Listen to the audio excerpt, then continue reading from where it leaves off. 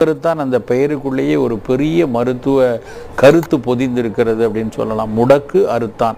நம்மளுடைய மூட்டில் ஏற்படக்கூடிய வலி, அதனால் ஏற்படக்கூடிய முடக்கை நீக்கக்கூடிய செய்கை கொடுக்கறதுனால, இல்லை பிற நோய்கள்னால, இரத்தத்தில் இருக்கக்கூடிய மாறுபாடுகள்னால வரக்கூடிய ரொமட்டாய்டு ஆர்த்ரைட்டிஸாக இருக்கட்டும், எந்த ஒரு ஆர்த்ரைட்டிஸாக இருந்தால் கூட அதற்கான சரியான மருத்துவம் எடுத்துக்கொண்டு அந்த மருத்துவத்தோடு ஒரு ஃபங்க்ஷனல் ஃபுட்டாக இந்த முடக்கருத்தான் மாதிரியான கீரைகளை, முடக்கருத்தான் சாறை எடுத்துகிட்டு வர வர நம்ம மூட்டு வலி நல்லா குறையும்.